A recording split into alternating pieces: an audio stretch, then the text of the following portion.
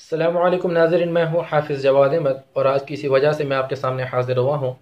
کل میں فیس بک چلا رہا تھا تو اس میں ایک کلپ میرے سامنے آیا اور اس کلپ پہ لکھا ہوا تھا کہ آل ایکسٹریمسٹ مسٹ لسن، مطلب جو بھی شدت پسند لوگ ہیں وہ اس کو ضرور سنیں، اور اس سے نشانہ علماء کو کیا گیا تھا۔ جب میں نے وہ کلپ کھولا تو اس میں دیکھا کہ ایک انڈین مووی کا سین ہے اور اس میں جو انڈین ایکٹر ہیں نصیر الدین شاہ، انہوں نے کوئی مولانا کا رول کیا ہوا ہے اور وہ لوگوں کو اسلام سکھا رہے ہیں، اور اسلام سکھاتے سکھاتے انہوں نے کچھ باتیں ایسی کر دی جن کا اسلام سے کوئی بھی تعلق نہیں ہے۔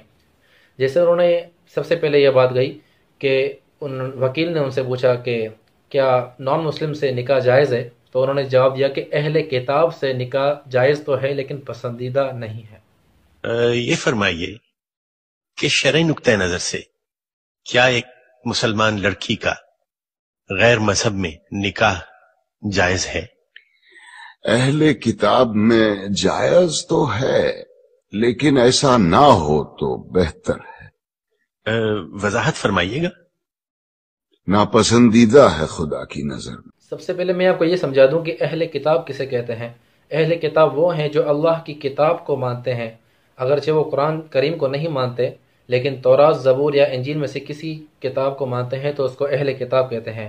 اور ہر نان مسلم اہل کتاب نہیں ہوتا، جیسے ہندو ہو گئے، قادیانی ہو گئے، یہ اہل کتاب نہیں ہے۔ اہل کتاب صرف یہود اور نصارہ کو کہا جاتا ہے، کیونکہ یہودی حضرت موسیٰ علیہ السلام پر جو کتاب نازل ہوئی تورات اس پر ایمان رکھتے ہیں، اور نصارہ جو کہ عیسائی ہیں وہ حضرت عیسیٰ علیہ السلام پر جو کتاب نازل ہوئی اس پر ایمان رکھتے ہیں۔ تو اہل کتاب ہر نان مسلم کو نہیں کہا جاتا، صرف آج کے زمانے میں ان دو کو کہا جاتا ہے، لیکن یہ دو بھی آج کے زمانے میں حقیقت میں اہل کتاب نہیں رہے، کیونکہ اہل کتاب کا مطلب یہ جو اللہ کی کتاب کو مانے، اور اللہ پاک نے جو کتابیں حضرت موسیٰ علیہ السلام اور حضرت عیسیٰ علیہ السلام پر نازل کی، وہ کتاب آج کے زمانے میں اس شکل میں نہیں ہے جس شکل میں اللہ پاک نے نازل کی، بلکہ آدھی سے زیادہ کتابیں یہ تبدیل ہو چکی ہیں، اور جو ان کے ٹھیکیدار ہیں دین کے، چاہے وہ پادری ہو یا یہودیوں کے کوئی ٹھیکیدار ہوں یا عیسائی کو کوئی ٹھیکیدار ہوں، انہوں نے ان کتابوں کو تبدیل کر دیا ہے، اور آج کے زمانے میں یہ کتابیں ویسی نہیں ہیں، تو اس لیے آج کے زمانے میں ان کو اہل کتاب نہیں کہا جا سکتا، اور آج کے زمانے میں ان سے نکاح بھی جائز نہیں ہے۔ نے معجزے عطا کیے۔ حضور کا سب سے بڑا معجزہ قرآن شریف، موسیٰ کو اس قابل بنایا کہ وہ لاٹھی سے دریا کے 2 ٹکڑے کر دے، عیسیٰ کو یہ طاقت دی کہ وہ مردے کو دوبارہ زندہ کر دے، اور داؤد کو کیا دیا؟ موسیقی، ایسی سریلی آواز اور راگوں اور سازوں پر اتنا عبور کہ سر لگائیں تو پہاڑ ساتھ گانے لگے، دنیا جہان کے پرندے مدہوش ہو کے آواز کی جانب کھنچے چلے آئیں۔ زبور اٹھا کے دیکھیے، یہ تک لکھا ہے کہ کن راگوں سے اور کن سازوں پہ گا کے حضرت داؤد السلام نے خدا کی حمد و ثنا کی۔ کیا یہ ممکن ہے کہ خداوند کریم اپنی تعریف سننے کے لیے ایک حرام چیز کا انتخاب کرے اور اپنے ایک برگزیدہ پیغمبر کو حرام چیز معجزے میں دے؟ کیا یہ ممکن ہے کہ نبی کریم صلی اللہ علیہ وسلم موسیقی کو حرام بھی سمجھیں اور حضرت عائشہ رضی اللہ عنہا سے یہ بھی پوچھیں کہ برات جس قبیلے میں گئی ہے وہ انصار ہیں، اور انصار موسیقی کے بہت رسیا ہوتے ہیں، کیا تم نے برات کے ساتھ کچھ گانے والیاں بھی بھیجی ہیں یا نہیں؟ کیا یہ ممکن ہے کہ وہ موسیقی کو حرام بھی سمجھیں اور ابو موسیٰ اشعری کی قرت سے خوش ہو کر اس سے یہ بھی کہیں کہ لگتا ہے تمہارے گلے میں تو داؤد کا ساز رکھ دیا گیا ہو؟ اور اس کے بعد انہوں نے یہ بات کہی کہ اللہ پاک نے داؤد علیہ السلام کو موسیقی دی، جبکہ یہ بات غلط ہے۔ اللہ پاک نے داؤد علیہ السلام کو موسیقی نہیں بلکہ ایک سر دیا تھا، ایک سریلی آواز دی تھی جس سے وہ اللہ پاک کی حمد و ثنا کرتے تھے، اور وہ آواز ایسی تھی جس آواز کو سن کے سارے جو ہے جاندار پرندے جو ہے وہ کھینچے چلے آتے تھے۔ تو اس بات کو میوزک پر دلیل بنانا کہ میوزک کا اسلام سے تعلق ہے، دیکھو اللہ پاک اپنے نبی کو کوئی حرام معجزہ نہیں دے سکتا، مطلب ایسا معجزہ نہیں دے سکتا جو اللہ پاک کو پسند نہ ہو، جس کو اللہ پاک نے حرام قرار دیا ہو، تو ایسا معجزہ اللہ پاک اپنے نبی یا رسول کو نہیں دے سکتا۔ تو یہ بات بالکل غلط ہے کہ اللہ پاک نے داؤد علیہ السلام کو موسیقی دی، بلکہ ان کو ایک سر دیا، اور موسیقی اور سر میں یہ فرق ہوتا ہے۔ سر ایک پڑھنے کا یا کہنے کی ایک ترتیب ہوتی ہے.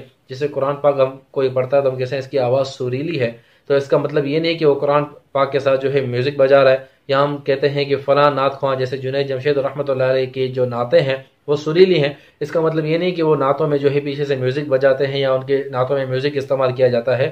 تو ان دونوں باتوں کو جو ہے جوڑ کر اور ادھر ادھر کی باتیں کرنا یہ بالکل غلط ہے. موسیقی بالکل الگ چیز ہے اور سر بالکل الگ چیز ہے.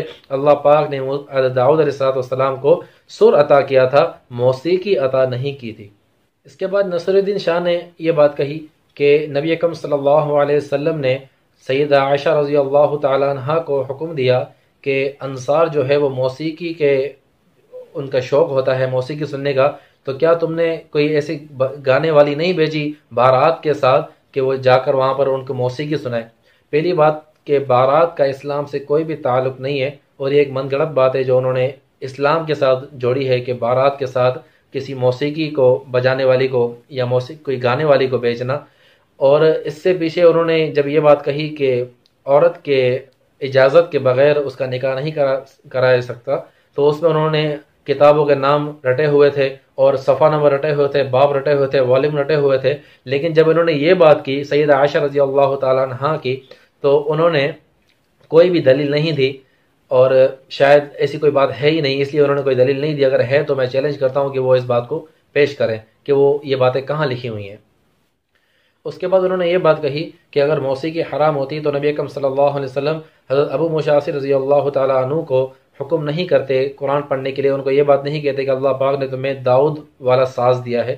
داؤد والا اللہ پاک نے ساز نہیں، بلکہ وہ سر ہے، جو میں بات پہلے سمجھا چکا ہوں کہ سر اور موسیقی میں فرق ہے. قرآن پاک پڑھنے میں ہم سر لگاتے ہیں، موسیقی نہیں لگاتے. اور اس کے بعد داڑھی کے متعلق انہوں نے یہ بات کہی کہ دین میں داڑھی ہے اور داڑھی میں دین نہیں. ہم خود اس بات کو مانتے ہیں کہ واقعی دین میں داڑھی ہے، داڑھی میں دین نہیں. لیکن آج کل کچھ پروفیسرز ایسے آ گئے ہیں جو داڑھی کو اسلام سے ہی نکالنے کی کوشش کر رہے ہیں اور یہ ثابت کرنے کی کوشش کر رہے ہیں کہ اس وقت کا کلچر تھا، بلکہ اللہ پاک کا کوئی حکم نہیں تھا. یہاں آپ علیہ السلام نے ہمیں کوئی اس کی ترغیب نہیں دی، بلکہ اس وقت کا کلچر تھا، اس لیے صحابہ رکھتے تھے اور نبی اکرم صلی اللہ علیہ وسلم رکھا کرتے تھے. اور دین میں داڑھی ہے، داڑھی میں دین نہیں ہے. بے شک دین میں داڑھی ہے اور داڑھی میں دین نہیں، کیونکہ بعض بغیر داڑھی والے لوگ ایسا کام کر لیتے ہیں جو داڑھی والے بھی نہیں کر پاتے، جیسے قائد اعظم محمد علی جناح یا علامہ اقبال. انہوں نے پاکستان کو آزاد کرا کر مسلمانوں پر ایک بہت بڑا احسان کیا. اور اس کے علاوہ موجودہ دور میں رجب طیب اردغان جو ترکی کے صدر ہیں، وہ بھی دینی خدمات بہت سی انجام دے رہے ہیں، لیکن ان کو بھی داڑھی نہیں ہے. تو یہ بات بالکل صحیح ہے کہ دین میں داڑھی ہے اور داڑھی میں دین نہیں ہے.